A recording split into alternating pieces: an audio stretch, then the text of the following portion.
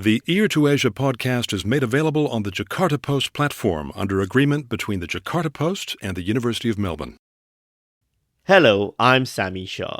This is Ear to Asia. This is a repeated pattern when the government, especially the presidents and the executive, decided on what course Indonesia would take without consulting not even the Ministry of Foreign Affairs, not the public, obviously, not the scholars outside.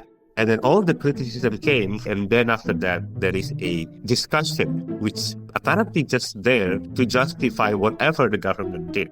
And as a result of that assumptions that Prabowo is the geopolitical masters, this foreign policy making decisions, infrastructures or process is not allowed. There's anyone to challenge the president, right? We don't have a strong foreign ministers who don't have a strong and solid background in diplomacy, where there's knowledge and experience. And we don't have the senior advisors. We don't have those kind of things. So he left himself alone in making these tough decisions. And I think it's very dangerous. In this episode, principle or pragmatism in Indonesia's foreign policy choices. Ear to Asia is the podcast from Asia Institute, the Asia research specialists at the University of Melbourne.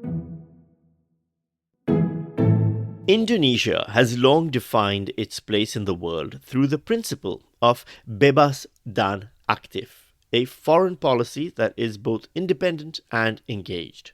For decades, Jakarta has sought to maintain strategic autonomy, positioning itself as a bridge between major powers while avoiding formal alignment with any one bloc. But that approach has become harder to sustain.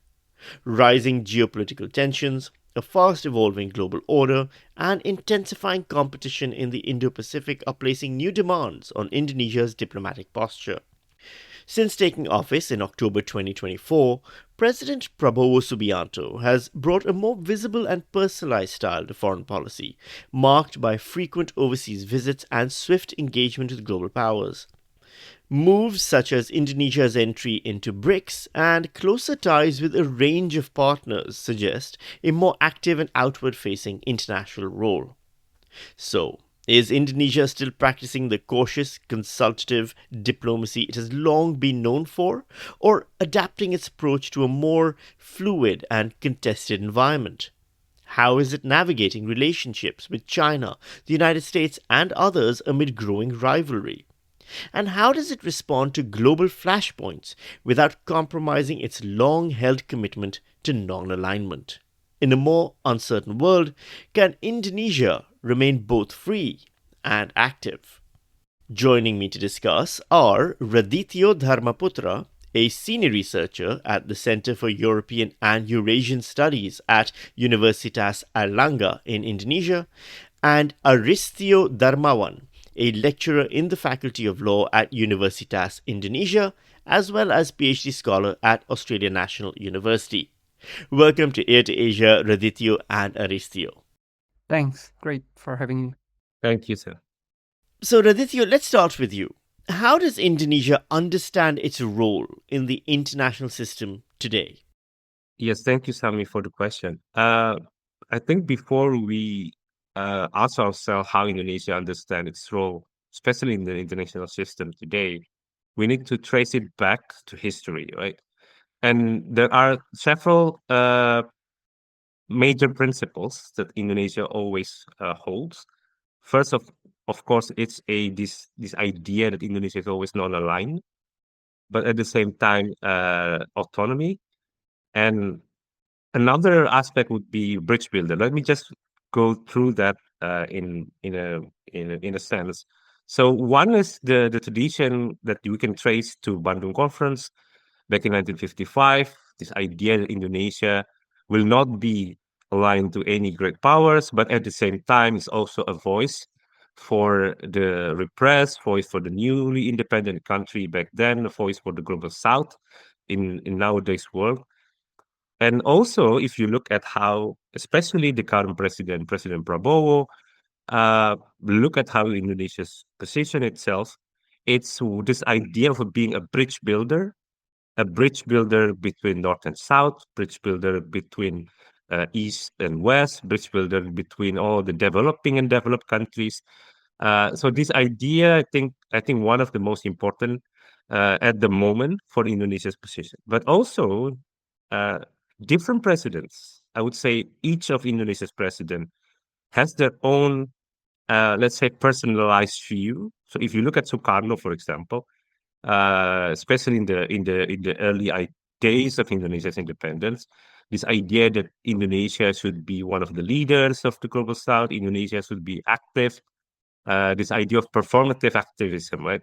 Especially during Bandung conference, but also if you look at the subsequent phase of Indonesia's foreign policy. So after Sukarno, we had Suharto with very different views, focus more on ASEAN, focus more on development, focus more on this status quo, order preserving, again focusing on the region. And then you have different presidents. Let's just move to Jokowi, for example, Joko Widodo, focus on economic first. So I think now, even though we have this all autonomy, all this non-aligned visions, this bridge builder visions, again, you'll need to look at each president because they will have their own views, their own flavor, so to say. And Prabowo will bring his own visions to Indonesia's view of world order. But I think even though there are personalized view, there is still this constant that Indonesia keeps non-aligned, at least the image of being a non-aligned, neither inside any camp, but also not willing to commit to any of the other camp. And I've written about it that now Indonesia is, especially with the current situation, the current world order, Indonesia is an in-between states. Indonesia doesn't want to be pulled into one of the camp, but at the same time, it turns into this identity of Indonesia. Indonesia is not only doesn't want to be positioned in one of the camp, but that is basically Indonesia's position. It used to be Indonesia's strategy to achieve something, but now it's Indonesia's own identity. You look at how the president, how the ministers of foreign affairs argued about Indonesian foreign policy. They always return to this idea that Indonesia is neither there nor here. It's always in the middle. Aristio, Raditya has just given us a list of things that are hallmarks of foreign policy of Indonesian governments, including non-alignment, autonomy, and bridge building. Is there anything else that might be added to that list? I mean, if I might add a little bit on the contemporary, I think, Prabowo foreign policies and how he viewed the role of Indonesia in the world, I should say that he very much really want to bring Indonesia as a global player, in a sense that he abandoned the traditional Indonesia foreign policy, which always anchored on ASEAN, right? If you look at the whole Indonesian president since Suharto, the comfort level of game is always the ASEAN. Indonesia to bring to conceive its role as the leader of ASEAN and so on and so forth. But now, Prabowo, since he came to office, he often repeatedly say that we are a great nation, kita negara besar, we are respected everywhere, and those kind of like narratives. And he tried to put Indonesia foreign policies broader than ASEAN. That's why he joined BRICS and so on and so forth. And that's what's the first, I think, characteristic on how he viewed the role of Indonesia as in the world. And I think in that sense, in particular, if we look at the rivalries of the United States and China, I think he's very much aware of that geopolitical situations. And he wants to try to engage with both the U.S. and China deeply. I think I think he visited Washington, I think the U.S. a few times, and he visited Beijing, I think, more often. So he tried to want to open this China communications, and he really want to show that we can do both, engage with the US and China. But what I'm afraid of is that he engaged with this. He want to show this free and active foreign policies. He want to show that we can engage with both the superpower, but without a very clear boundaries and limitation on where should be the limits of cooperations and what do we really want to achieve in these cooperations. I think that is my takes on that. But he certainly view that Indonesia is a global player now. We haven't really seen any strong initiative or engagement from Prabowo in the ASEAN level, unlike Jokowi, for example. So that's what I observed with the current Prabowo foreign policies and on respect to Indonesia's positions in the world. So, bebas dan aktif, which translates as free and active, is a phrase often heard in Indonesian foreign policy circles. Aristio, what does free and active actually mean in practical terms then? Well, I think certainly Radito can speak more about this. But if you look at the free and active foreign policy, it's essentially that Indonesia can have the free to engage with the world. We do want to bound ourselves to align a particular pool of alliances. We engage with the world based on our national interest. Well, every president though have a very different interpretations on free and active foreign policy. If you look at from Sukarno to Suharto and so on and so forth, they might have a very different interpretations. Sukarno certainly built a strong relationship with the communist bloc, Jakarta Pyongyang, Jakarta Hanoi, Jakarta Beijing, while he still claimed that Indonesia is a free and active foreign policy country. He still assert that. And Suharto, he contradicts Sukarno foreign policy. He shifts the policies towards Washington and cut all the communist ties, but he can still claim that his foreign policy is free and active. Right? So I don't think there's a very solid or strict definitions on what foreign free and active foreign policies. I think it's not necessarily same with non-alignment. We're not always neutral in every issues the world have faced. We're not neutrals in the Israel and Palestinian issues. We're pro-Palestine. We're clear about that. So it's the abilities to independently engage with the world based on our national interest, not based on our alignment with other countries or based on what other country told us to do so. So that's I think the essence, which I'm sure Aditya can add more on that. Raditya? So I think building up on what Aristia already mentioned, I think free and active, or this bebas dan active, again, we have to look back in the first instance when Vice President, or then Vice President Muhammad Hatta, basically offer this or propose this idea of principles, right? So free meanings that Indonesia, as Aristia mentioned, Indonesia can choose its own partner.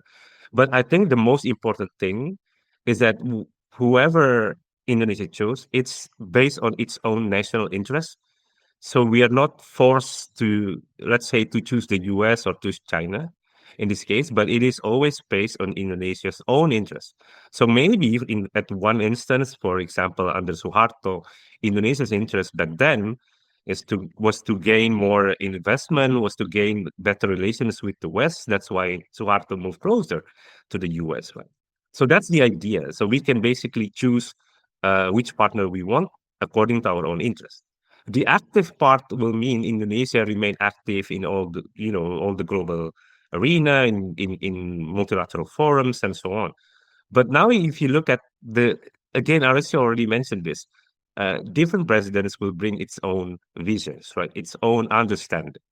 And if you look at the current situation with the current President Prabowo, I think again, Prabowo is a very different president compared to the others, one thing for sure, he is the most active in terms of visiting other countries, maybe only equal to Abdurrahman Wahid back in the 98, 99, 90, 2000 period. So Prabowo visited a lot of countries, almost more than 100 days. During his 1.5 year presidency, he visited more than 20 countries, a lot of meetings. Again, this hypermobility, moving. He even visited France just last week. Another visit, if not the fourth, was the fifth time he visited France. And all this idea of visiting other countries being it's a symbolic presence in a way, because he wants, again, quoting Aristio before, he wants to be seen in multilateral forums. In this idea of national parades, he went to Beijing for the 80th anniversary of war. He went to France for Bastille Day celebrations.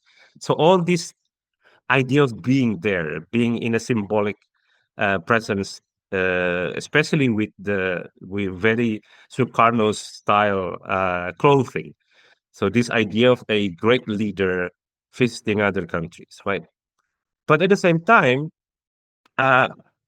we ask, I think in Indonesia, especially in these foreign policy circles, we ask what this means, right? Is this the kind of bebas or free that we are envisioning? Or is this the kind of activity that we want Prabowo to engage with? And unfortunately, until this moment, for example, if this is how he balanced great power, as Arisio mentioned before. He only visited China twice, which is very interesting. He visited China right after he was inaugurated back in 2024. That's where he signed this joint statement. Aristio can comment on that later.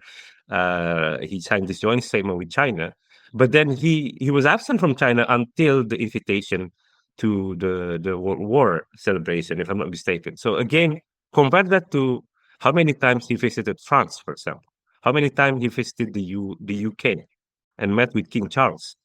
How many times he visited UAE? How many times he visited Russia? And then you compare it, how many times he visited Beijing and Washington. Washington, he came only for the UN. I don't think he ever been to Washington for a bilateral meeting with specifically with Donald Trump. So again, there are a lot of questions, right?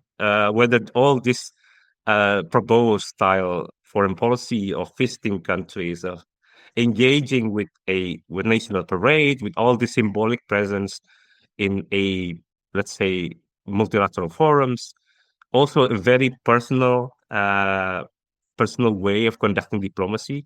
He always went to these big countries. He failed to go to any African countries except Egypt.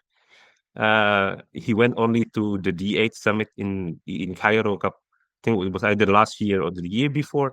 So again, you ask questions whether this is similar to the previous one, similar to, for example, Abdurrahman Wahid's trip abroad, or is it similar to how Sukarno, Suharto, or even Joko Widodo's style of conducting diplomacy, right? So this is an interesting dimension that Prabowo brings to the table. I've said about it before that this is kind of fear of missing out diplomacy. He just wanted to be there, especially with great leaders, male leaders, especially. If you look at how he met Trump, Trump, Putin, Xi Jinping, Narendra Modi, Emmanuel Macron, Keir Starmer, so all these great leaders of a male great leader of a country, then you see that he just wants to be there in the room for the status, for the symbolic presence. But the question would be whether it actually fits into Indonesia's own interests. If you go back to the bebas part, so if this is part of Indonesia's interests to be everywhere and joining all the big four. So, continuing on from there, then, you've written, Radityo, that Indonesia's foreign policy under Prabowo is increasingly defined by making decisions before doing any consultation. What is the effect of this foreign policy approach? And can you give us some specific examples?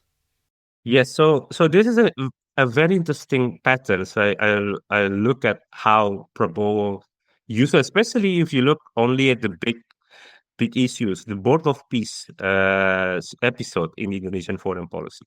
When we joined Board of Peace, for example, he decided we should join. There were a lot of protests coming from Muslim communities in Indonesia, from scholarly communities, a lot of op-eds being published in different medias in Indonesia, right? Criticism from the civil society as well. And then he invited all these people, different times, of course. He invited foreign minister, he invited scholars to the presidential palace and to his house, saying that this is part of a consultation, this is part of a discussion after the decision to join the Board of Peace has been made, right? And if you look at how this is not the first time he did this, Aricio can also mention probably the China joint statement in November 2024. Again, the decision made, he signed the statement, and then with all the criticism, he then probably clarify a lot of things, inviting scholars, inviting this foreign minister to his presidential palace or to his house. Again, one of the most interesting episodes is the Board of Peace, because that's where all the different combinations of civil society pressure from academics, from the people, from the Muslim communities came, criticizing him. And then the way he responded, the way the government responded after the decision is to invite all this asking again, what would you do? This is our explanations basically, right? And if you have your decisions before you consult or you ask for recommendations, that means you basically justify it during the meeting. So you ask people in the meeting what happened. Basically, it's Prabowo explaining why he took that decision.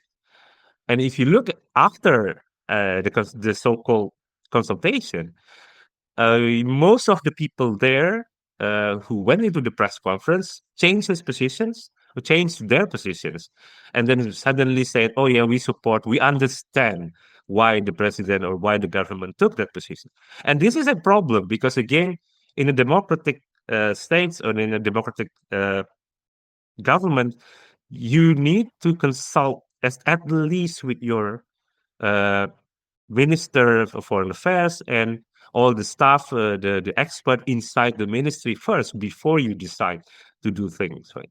But what happened if you look at the China joint statement, you look at this decision to join BRICS, you look at how the Board of Peace situation, and if you look this discussion about allowing US to fly over Indonesia, this overflight, this blanket overflight episode in Indonesia's discourse, you see that this is a repeated pattern. This is a repeated pattern when the government, especially the presidents and the executive, decided on what course Indonesia would take without consulting not even the apparatus in the Ministry of Foreign Affairs, not the public, obviously, not the scholars outside. So just decide first, and then all the criticism came from us, from the scholars, the civil society, and then after that there is a discussion which apparently just there to justify whatever the government did.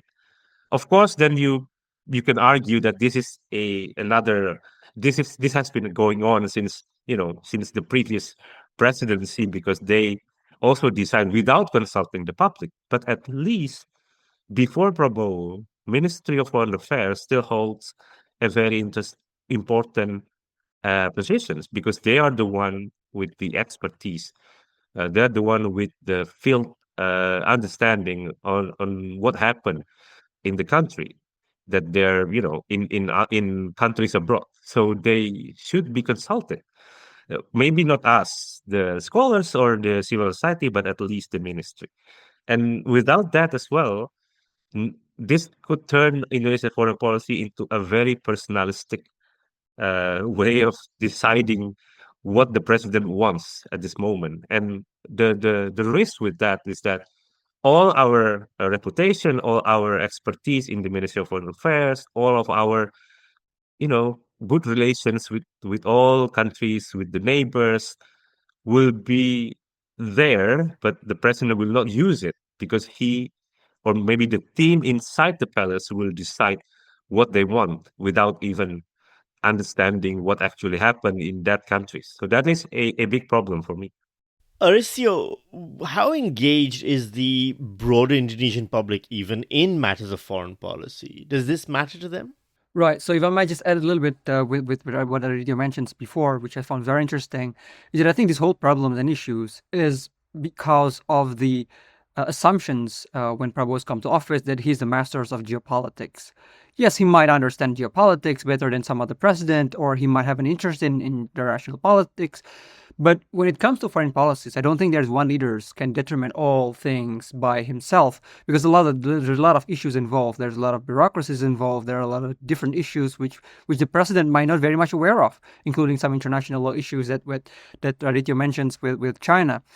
So I think that is the thing. So bureaucracy, I think legal advisors, I think it should be important. And as a result of that assumptions that Prabowo is the geopolitical masters, the structure, the foreign policy making decisions, infrastructures or process is not allowed. There's anyone to challenge the president, right? We don't have a strong foreign ministers who don't have a strong and solid the background in diplomacy, whether it's knowledge and experience, right? It's very different with SBY, for example, Hasan Wirayuda as a foreign minister, or Jokowi's Retno Marsudi, who is a all-time seasoned diplomats who have the capacity to challenge the president. Now we don't have a very strong foreign ministers. and we don't have the senior advisors. SBY used to have this Ali Alatas as the senior presidential advisors. We don't have those kind of things. So he left himself alone in making these tough decisions. And I think it's very dangerous because a personalized foreign policies and decisions to join a treaty, for example, have a long-lasting consequences, right? Whether it's creating a treaty with China or BRICS and anything, it will be continue to remain even after Prabowo is not in the positions, right? So I think that is the dangerous of having too personalized foreign policies within the president. And I think it's very much consequential, right? And if we talk about the and that's very consequential. For example, let me talk a little bit about the China joint statement. Is that the China joint statement proposal is it's not new. So even since Jokowi came to office, China has already proposed a joint development in the North Natuna Sea, and the legal advisors at the foreign ministers at the times successfully ensure Luhut and Retno Marsudi to not accept to any proposal from China because it might have a legal consequences. And they success in pursuing Luhut and Bu Retno, and Indonesia keep rejecting the joint proposal. While then the new president come to office, Pak Prabowo, and the foreign policy decision-making process is different. No one's able to challenge. I think we finally caught up with the joint statement. But if we talk about the broader public, well, I think like in most countries, foreign policies not always become the priorities of public awareness, right? It's not something like prices and so on and so forth. Also, I think the Indonesian public is not very much aware of. And I think this has also become an issue that the public participations in the decision-making process might not very bold and significant. Yes, if we look at Radityo already mentions that, yes, Prabowo invited foreign policy experts, a few number of scholars, ex-foreign ministers to the office, but it's not a way that they want to get an aspirations or advice, but more like this is what the policy that we choose, and so on and so forth. More like an explanations rather than a two-way discussions, right? So I think the structure of foreign policy making under Prabowo is very much centralized, and I would say it's dangerous and is very much consequential. One of the things, Aristio, that you mentioned early on was Prabowo's stances, for example, on Israel and Palestine. Can we widen that conversation a bit more to what are Indonesia and Prabowo's stances then on some of the other notable international flashpoints of the day as we speak in June of 2026? There's the US-Israel war on Iran, for example, the Russia's invasion of Ukraine. Where does Indonesia sit on these? Right. I think a lot of different issues, Indonesia or Prabowo might have a different positions. On the Palestine, I think it's always the case that Indonesia will always pro-Palestine. At least that we're going to be what he's saying to the public, that we're going to be pro-Palestine and we'll help Palestine and so on and so forth. Yes, we gave some of support to Palestine and so on and so forth, but we haven't really seen a very significant bold. Some of the statement even, which then pushed by the public, is that we Indonesia under Prabowo ready to recognize Israel as a state when Israel recognized Palestine as a state. So there's a lot of statements which might not necessarily shows that he genuinely pro-Palestine and so on and so forth, right? And in terms of Russia and Ukraine, I think Raditya is certainly the experts on this, but I think he still wanna have a good relationship with Putin, with Russia, right? So it makes him and Indonesia very careful in terms of making a statements or condemnations and so on and so forth, right? So that it's been a tricky there. It same goes with the U.S.-China, for example, or in Iran, for example, and the U.S. Right? Prabowo, I think his trajectory, he desperately want to have a good relationship with Trump, for whatever reasons, and that makes that he afraid to really support Iran. I think member of parliament, or I think the former Vice President Yusuf Kala, traditionally Indonesia should support Iran because there's Muslim countries and so on and so forth, right? And it's arguably suppressed by the U.S.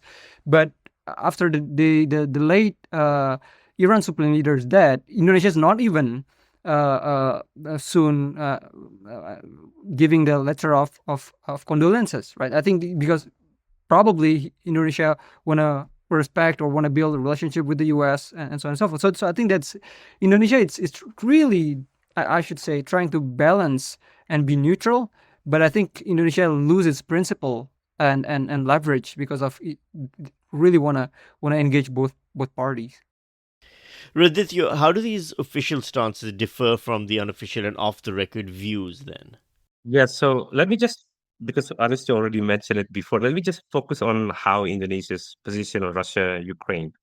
So this idea that even under Jokowi, uh, Indonesia's official position is always supporting Ukrainian territorial sovereignty. Right? That's the bedrock of Indonesia's legal principles or the principles of foreign policy. The importance of territorial sovereignty. If you look at Indonesia's voting records in the UN, it's always very consistent. Votes for support of Ukraine territorial integrity, but it's always Indonesia's position is always refusing to name Russia. So you look at how Indonesia's different statement, Russia is not there. Even the way Indonesia said about the situation is not the invasion of Russia's invasion or full-scale invasion of Ukraine. It's always the Ukraine war. So Russia is not there. So that's always the position from the beginning. So it is consistent in a way in the rhetoric, especially the official rhetoric. Right? It's always consistent. But it is incoherent in practice because Indonesia refused to name Russia. Uh, and Indonesia's, especially with Prabowo, the position that Prabowo took even before he became president, during his Shangri-La speech in 2023, he offered or proposed this idea of a peace deal. So demilitarized zone, all the negotiations, UN peacekeepers, even Indonesia would send some of the peacekeepers to Gaza, to Ukraine. So all this idea that Indonesia could be the mediator, that's the same argument, same proposal that he also sent to Iran as well. So there is this idea of Indonesia very consistent in promoting territorial sovereignty of a state, at the same time being a mediator. But if you compare it with the off the record views or the not the official record, not the official positions, then you have in the case of Russia and Ukraine, you have a closer relations with Russia. You can see Indonesia is getting closer to Russia, especially with the discussion about importing oil from Russia. All this, especially last year, with I think it was the 75th anniversary of Russia-Indonesia relations. So all these events with Russia last year, continuing this year, the joint military the exercise, the discussion about using or creating a spaceport in Biak in Papua, for example, all this idea of Indonesia is getting closer or even growing more sympathetic toward Russia. It's not only in the elite, but also in the society. There were a lot of works been done to show that different surveys, social media analysis has shown that Indonesia's societal position is always more or closer to support Russia in a way, because of the double standard of especially of the West. So you see whether there are different way of looking at this. So official position is always very safe. That's for sure. As Aristio mentioned, Indonesia is playing it safe, trying to be neutral, offering mediation plan, offering peace proposal even to some of the conflicts. But at the same time, you look at the not official position. There is a genuine, and I think more often it's pro-Russian narrative, anti-Western, if not pro-Russian, anti-Western sentiment. And this idea, especially with Gaza and Palestine, this double standard between Ukraine and Gaza and how the Western countries usually push for us Indonesians to support them on Ukraine, but then flip-flopping on Gaza is always very prevalent in the Indonesian societal circle. So that's the different views. Especially if you look at that, and just one last point on this. Uh, Aristo mentioned before that usually the public is not really engaged in foreign policy issues. That's true to some extent, and I agree. But if the issue is related to some of the very basic idea, especially with Palestine uh, and Gaza, then the public will have some pressure to the government.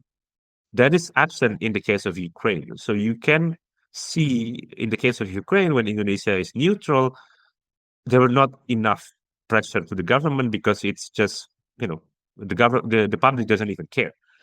But when it comes to Gaza and the board of peace, for example, then the public will start discussing because it's about Gaza and Palestine. So there are some issues that the public will focus on, and mostly in foreign policy, it's about Palestine. The other thing might be somewhere else, right? But if it's Palestine, and to some extent maybe China, especially when it's related to domestic discourse, domestic issues, then the public will have some voice. And the current situation is that the government is using different arrays of tools, social media influencers, we call them buzzers, just this idea of people in the internet, showing support to the government positions, basically flooding the internet with the pro-government supports. That's already there, especially in different cases.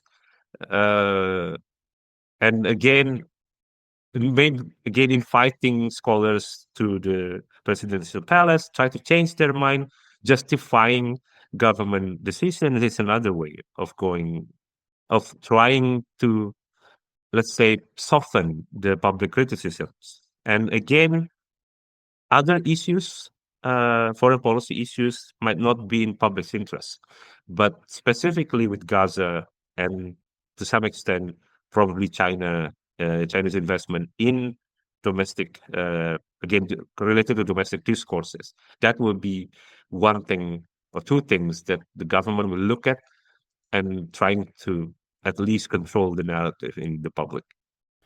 So, Aristio, if I can ask you, how does Indonesia's self image as a Muslim majority state then factor here? I think there are a number of research and argument that Indonesia foreign policy is not very much driven with the as the largest Muslim countries, but I think the fact that we are the largest Muslim countries in the world, I think it's inherited the identity of how Indonesia is engaged with the world, and certainly it influenced how we see the world as well. For one of the example of how Indonesia viewed the United States, it's very much influenced by the United States relationship with the Muslim world. I think if we look at the polls, for example, after the 9/11 and what the U.S. did in Iraq war and so on and so forth, Indonesia viewed negatively the United States because of what the U.S. did in the Middle East. And I think it happens with when the recent Israel what the Israel did in Gaza, and I think a lot of Indonesians very angry with the U.S. and Israel. So it's very much driven with the public opinion, which very much matters in the sense, right? A lot of again, I agree that not many people aware about the tariffs agreement with the U.S. or BRICS, things like that. But when it comes to the issues of Palestine, all these like clerics and Muslim organizations, they're very much aware of and really want to push the government to put more assistance or helps towards the Palestine. So I think the fact that we're the largest Muslim countries in the world, it has shaped the identity of Indonesia, and we can't really simply disregard that as foreign policies. We Indonesia have been consistent, even though yes, we are supporting Palestine. It's not only about the religious solidarities, it's about the humanities and so on and so forth. But I think if we look at the broader context, it's very much driven by the public, which driven by the ideas as a Muslim countries, right? So, but I think that's one point. But I think yes, we wanna have a significant role in the Middle East and so on and so forth. But if you look at Indonesia's role, I think in the Muslim world, whether with the OIC, I think we're not very much, I think, significant. For example, in compared to countries like Turkey, we don't necessarily have the leaderships in the Muslim world. Well, maybe because of we're not speak Arabs as one of the Muslim countries have, but I think we can't really expect and taking for granted that we are largest Muslim countries, so we have a role in that. No, I think there should be an investment of leaderships and engagement by the president if they really want to have more influence or leaderships in Muslim countries in the Middle East. Yes, Prabhu has traveled to Jordan very often, but it's not necessarily as part of that. It's just like a personal interest and personal experience in engaging with Jordan. So things like that. So I think it's Indonesia's engagement and the fact that we're the largest Muslim countries put us huge potentials, but I think we should maximize it with a strategy, what we want to achieve, how we get there, and so on and so forth. You're listening to Ear to Asia from Asia Institute at the University of Melbourne. And just a reminder to listeners about Asia Institute's online publication on Asia and its societies, politics, and cultures. It's called the Melbourne Asia Review. It's free to read and it's open access at melbourneasiareview.edu.au. You'll find articles by some of our regular Air to Asia guests and by many others. Plus, you can catch recent episodes of Air to Asia at the Melbourne Asia Review website, which again you can find at melbourneasiareview.edu.au. I'm Sami Shah, and I'm joined by Indonesia foreign policy researchers Aristio Dharmawan and Radityo Dharmaputra. We're talking about how Indonesia is navigating a changing geopolitical landscape under President Prabowo Subianto. So let's now look at some of the bilateral relationships Indonesia maintains with key powers. Let's go down the list one by one. Let's starting with China. How would you characterize current relations between Indonesia and China, Radityo? I think China is our, if not the most important, then obviously one of the most important partners, especially in terms of the economic. Again, largest trading partners, biggest investors, especially with better road infrastructures, but also with the current situation with the EV and nickel. I mean, this is a contentious issue, especially regarding Morowali in Indonesia. But I think one of the important things, and Aristio will definitely talk more about this, is this claim about North Natuna Sea. Again, this idea of Chinese 9-dash line or historic rights in Natuna Sea. I'll let Aristio talk about it later, but I'll stop with this idea that even if China is our most economically indispensable partner, but there is this notion that if we are too dependent on China, that would make us, Indonesia, Jakarta especially, reluctant to push back, especially with the situation in South China Sea or the North Natuna Sea. So there is this idea that we should also diversify to other partners. But the problem with diversifying to other partners, especially in economic terms, that China has already been there, here in Indonesia, will not move anyway, because this is one of the closest regions to China. So this is a very delicate situation for Indonesia. But I will let Aristio talk about the maritime legal issues, because that is one of the most important issue for Indonesia. Aristio, the long-running tensions in the South China Sea impact Indonesia less than they do other Southeast Asian countries like Philippines and Vietnam. Yet, maritime, economic, and security matters are vital to the archipelago nation. China is taking a clear investment and strategic leadership role in maritime matters across the region. What are the foreign policy implications then for Indonesia? Right. So first, of course, I think like all countries in the world now, we see China as a very important counterpart. I think the same goes with Indonesia. The fact that we want to increase the economic growth, we really want to attract a lot of investment and trading partners, and China simply have the positions on field that choose. But I think one of the issues, of course, that in the bilateral relationship between Indonesia and China is always the North Natuna Sea, the South China Sea dispute, and where our exclusive economic zones overlap with China 9-dash line, which has been ruled illegal under international law. But I think Prabowo will have a different approach in dealing with China. Of course, Prabowo certainly want to have a very good relationship with China. Prabowo want to attract a lot of monies from Beijing. So then he see this North Natuna Sea should not become an issue that hinder the number of investment and economic relationship. So from his perspective, instead of like we having confrontations with Beijing, why don't we just having a collaborations in this disputed waters? The logic that sounds okay in terms of how countries have a good relationships with China, but if you look at the international perspective and the consequences, I think is rather significant because China claim is basically illegal under international law. So if we agree to have a joint development or joint cooperations with something that is illegal under international law, that is an issue under international itself. Is to disregard ASEAN long-standing positions that none of ASEAN countries recognize the China's 9-dash line. So if we put an agreement on that, yes, we should make a joint development on the basis of that illegal 9-dash line, that is an issue under international law. So that is the logic which I thought that Prabowo might have taken a wrong moves or wrong policies in dealing with China. I think Jokowi also attract a lot of money from Beijing, right? But he set the boundary is very clear that when it comes to Natuna, we don't want to negotiate. We firm with our positions. We firm that we don't have an overlapping claim. And so on and so forth. But Jokowi still successfully attract a lot of money from Beijing, right?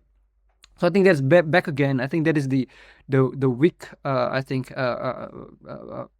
from Prabowo foreign policies. That because he's not listening to this advice, then he might choose a foreign policies which not necessarily benefit Indonesia in that sense. From China then to the US under Trump, what's changed for Indonesia with Trump's second term as US president? Aristio? So I think Prabowo desperately want to have a good relationship with Trump. I don't know whether he want to get a benefit or he afraid of being like Maduro in Venezuela, for whatever reasons. So he really want to please Trump, starting from joining the Board of Peace, for example, to certainly please the United States. And with the recent tariff agreement as well, Indonesia was basically say yes to all what the U.S. proposed, right? So Indonesia really want to have a good relationship with the U.S. So I think that the sense that I get, there's also Prabowo want to meet with Eric, with Trump's son Eric, and so on and so forth. So historically, Prabowo also have a heavy histories of getting educated in the U.S. and so on and so forth, right? So that's the take that I have. And but the because Indonesia really want to please, or Prabowo really want to please Trump. With the issues is now with the recent, I think, issues on overflight blanket, where the U.S. Secretary of War proposed to have an overflight blanket access to Indonesian's airspace. So all the U.S. aircraft passing through the Indonesian's airspace should not need a case-by-case permit, right? So that's an issue because it's then create an issues and questions whether we can be still free and active when foreign policies issues happens or escalations happens. Raditya, why is this agreement so controversial? The notion of giving blanket access to US military flights over Indonesian airspace? I think it's very, very important for Indonesia to be seen as, we don't have a military agreement or at least alignment with any countries. And by giving the US, the idea of giving the US a blanket overflight, basically privileging the US above the other partners, that would be seen again as violating Indonesia's position, a non-aligned, position that Indonesia always held. But also at the same time, you look back at how, I think this is not the main issue of the controversy. If you look back from the very beginning of Prabowo's presidency, I still remember when Trump won the US election, even before Trump was inaugurated in January, Prabowo called Trump when he was in the US, right? He was there visiting President Biden. He called Trump, and basically he humiliated himself and Indonesia in front of Trump, saying, repeatedly saying, "Sir," and basically just humiliate himself. And that's already set the tone that Indonesia is now, especially under Prabowo, will do whatever the United States does and ask of Indonesia. The blanket overflight is one thing. There is another thing now that the Pete Hegseth, the Secretary of War, asked Indonesian counterparts, Shafri Samsudin, to give this I think it's the C-130 repair in Indonesia, right? Concentrating all the repairs, the repairment of these airplanes. And Prabowo just say, yeah, use one of the national airport. That's again saying things, saying, talking to Prabowo's position vis-a-vis Trump, how he sees himself in front of Donald Trump. And this is not a good idea, not a good position, again, because basically humiliating and lower yourself. If you look at the Board of Peace meeting a couple of months ago, Prabowo was basically holding the certificate of Board of Peace. And maybe that's for us, for me at least personally, it was somewhat humiliating because Indonesian president holding the certificate in front of the others. And again, Prabowo, I don't know whether he did that deliberately, holding that, but that is a sign. So bracket overflight, the other issues are just a continuation of how Prabowo sees himself in front of Donald Trump. Can Indonesia balance then its relations with the United States on one hand and China on the other? Does it even really need to? Raditya? Yeah, that is an interesting question. So whether Indonesia actually needs to balance US and China. I think Indonesia, in a way, chose diversification, so partners, right? Um, you mentioned, or I mentioned before, Russia and the EU, for example, how Indonesia use other partners to diversifying its economic dependence on China, trying to diversify its partners. Uh, so the way of balancing or trying to hedge between all these two big powers, that's the usual Indonesian foreign policy under Jokowi or under SPY and even before that. But if you look at Prabowo, again, just looking at how many times he visited countries, I know that this might not signify anything, especially with Prabowo, but look at how often he visited some Western partners. Look at how often he praised Donald Trump, went to the US a couple of times for Board of Peace meeting and so on, whereas he visited China twice. So that's already signaling how Prabowo tries to balance China in a way. But again, we cannot really get out of China's uh, influence because our economy depended on them. So that's probably another way of the government. If you say it's balancing US and China, I would say trying to diversify partners, trying to have good relations. That's what the government will say. Whether that's effective or not, especially if U.S.-China tension, especially in Taiwan Strait, became apparent, that would bring Indonesia's position to a more questionable situation because that means Indonesia will risk hundreds of thousands of its migrant workers in Taiwan, for example. So that will be an interesting dynamics. Indonesia officially joined BRICS in 2025. Raditya, what was the reasoning behind joining now? I've written some articles about it. My argument would be that this is for status. Indonesia wants to be there in the club where all the great leaders, uh, where when the decisions for the world is made. Right? He wants Indonesia to be there, having a seat at the table. Because again, BRICS used to be or should be an economic cooperation, but again, it's not clear whether Indonesia will have economic benefit. Indonesia already has a lot of good relations with BRIC countries without joining BRICS before that. So when Prabowo was elected, inaugurated, and then decided immediately to reverse Jokowi's position because Joko Widodo didn't want to join BRICS at that time. I think Retno Marsudi back then clearly stated that, yeah, this is not in Indonesia's interest. But when Prabowo was inaugurated, he immediately changed that position, again showing that there is this idea of Indonesia as great powers, according to his mind, that Indonesia needs a better status, that Indonesia needs to be there, is more important for him. Again, no clear economic benefit, no clear, I you know, not even the seat at the table is not there, right? But the idea of Indonesia joining the elite club with BRICS. That is important for him. What about then ASEAN? What's been the motivation behind that? What role is Indonesia playing now inside ASEAN? And is ASEAN still central to Jakarta's foreign policy?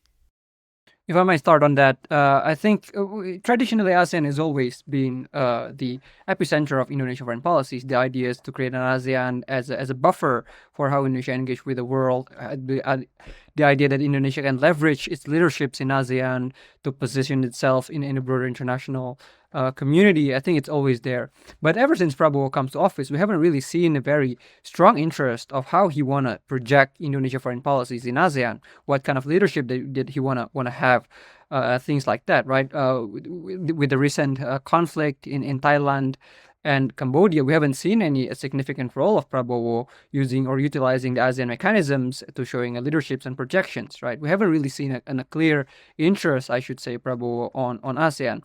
Yes, he traveled the world. Yes, he engaged with the US and China and so on and so forth, but not necessarily engaged with ASEAN. I think if we compare with the previous administrations, Jokowi, he himself, he cared about ASEAN. He under his administrations, Indonesia proposed several initiatives on ASEAN. Indonesia take leaderships in creating the ASEAN outlook on Indo-Pacific and things like that, right? But Prabowo, we haven't really seen any significant foreign policy moves or leadership projections, and in that matters. So I don't think that Prabowo really interested in ASEAN, or he might not be very passionate in having this kind of like ASEAN way things in dealing with issues. So I can't really expect that we can have a more engagement and leaderships under Prabowo in ASEAN.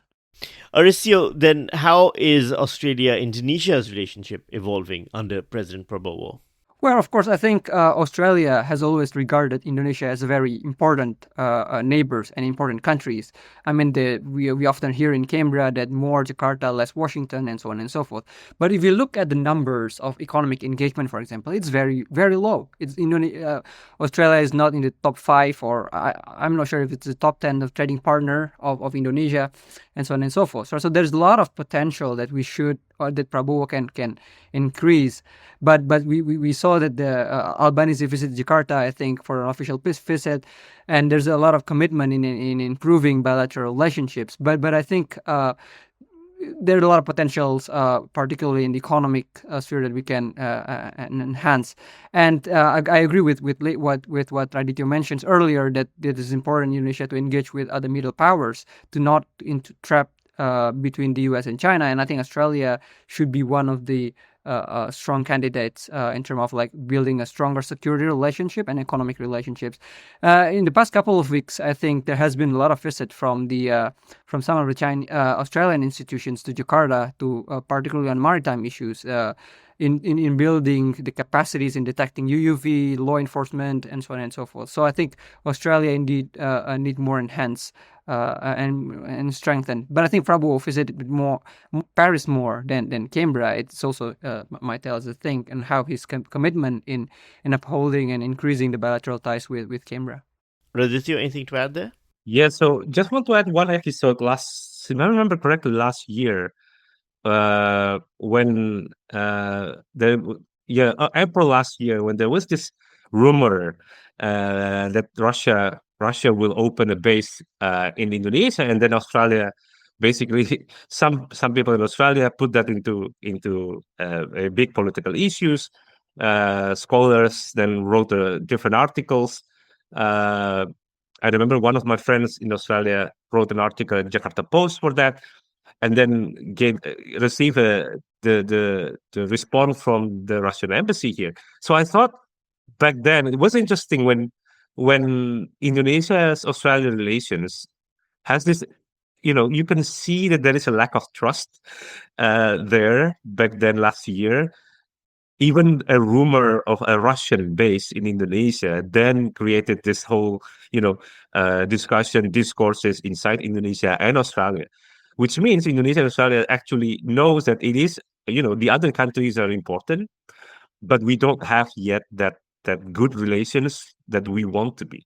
So I agree with Aristio. We need to develop that further, especially when other countries in the region can have especially as I mentioned, Russia. The Russia-Indonesia relation has been building up, right? And that could be a challenge to countries like Australia because with better relation between Indonesia and Russia, for example, then it would presume that that would challenge Australia in a way. The presence of Russian Navy or even a Russian missiles in Indonesia would then be a threat to Australia. So that entails that we need to discuss things. We need to develop this, and I think we're moving the right way, especially with Prabowo and Albanese signed this defense treaty earlier this year. But again, we need to work smarter and better in developing these relations because otherwise, as Aristo mentioned, we need these middle power coalitions. We have MICTA, the Mexico, Indonesia, South Korea, Turkey, Australia as a bloc, but now Indonesia joined BRICS. So I don't know whether something will happen with this cooperations, but this is an important coalition of middle powers. Again, focusing on norms, focusing on rule of law, that could actually balance this great power tensions in the world. But unfortunately, at the moment, I think it's neither there nor here because it's basically in limbo. So probably Indonesia and Australia can develop that again or redevelop these cooperations. But it remains to be seen whether this is a priority especially for the Indonesian side. Because as Alessio mentioned, Indonesia is looking further ahead to other big powers and somehow forget that there is this neighbor called Australia. Well, that then comes to a really good final question for both of you. Does a more dangerous world give Indonesia more leverage or less room to maneuver? And what advice would you give Indonesia's foreign policy establishment about how to navigate these uncertain times? Raditya? I think especially with the current situation, the tensions, the conflicts erupted everywhere. I don't think it gives Indonesia more room. It actually put pressures into Indonesia, less room to maneuver, which is understandable. But therefore, the idea at the moment, the current government is trying to broaden its focus, right, to all countries, just to go everywhere. But I think the smart thing would be to choose its partners selectively. Not all partners will be the same. A middle power coalition will be very important. Instead of going to all countries, to big countries, why not focus only on several middle power countries? Again, Turkey is an important partner for Indonesia. Australia is an important partner in the region. South Korea, another important partner. Redeveloping or reinvigorating MICTA is probably one way to go. But one important principle I would like to highlight, I think for Indonesian government especially, focus on its own interests. Like this is what we always ask: what is the interest? What is the goal of going abroad? Every couple of days. If it is about Indonesia's interests, then of course Indonesia will support it. But if it's about something else, or if it's unclear that we will gain something from this, then probably stop that because now we are also having economic not crisis yet, but a weakening economic situation. So focus on the most important interests.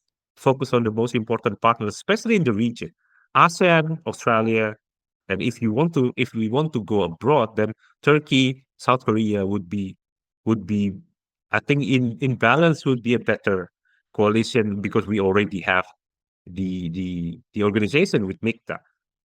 Other than that, I think it would be very difficult to keep engaging with all the powers in the world, spending money to visit all the countries, especially with the current economic situation. Alicia? Great questions. I think how we can get benefit of this fractured world is I think we have to have a clear strategy, because I think without a clear strategy we're going to be we can become the victim of this geopolitical contestations, right?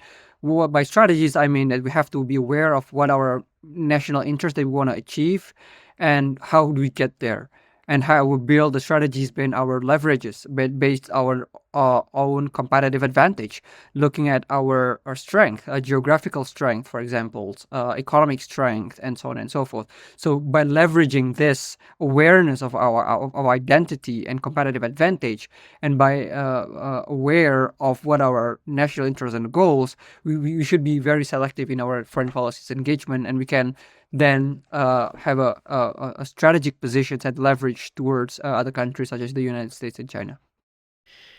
Our guests have been Radityo Dharmaputra, a senior researcher at the Center for European and Eurasian Studies at Universitas Airlangga in Indonesia, and Aristio Dharmawan, lecturer in the Faculty of Law at Universitas Indonesia, as well as PhD scholar at Australia National University. Thank you very much, both. Thank you. Thanks for having me. Ear to Asia is brought to you by Asia Institute of the University of Melbourne, Australia. You can find more information about this and all our other episodes at the Asia Institute website. Be sure to keep up with every episode of Ear to Asia by following us on the Apple Podcasts app, Spotify, YouTube, or wherever you get your podcasts. If you like the show, please rate and review it. Every positive review helps new listeners find the show. And please help us by spreading the word on your socials. This episode was recorded on the 2nd of June 2026. Producers were Eric Van Bemmel and Kelvin Param of Profactual.com. Ear to Asia is licensed under Creative Commons, copyright 2026, the University of Melbourne. I'm Sammy Shah. Thanks for your company.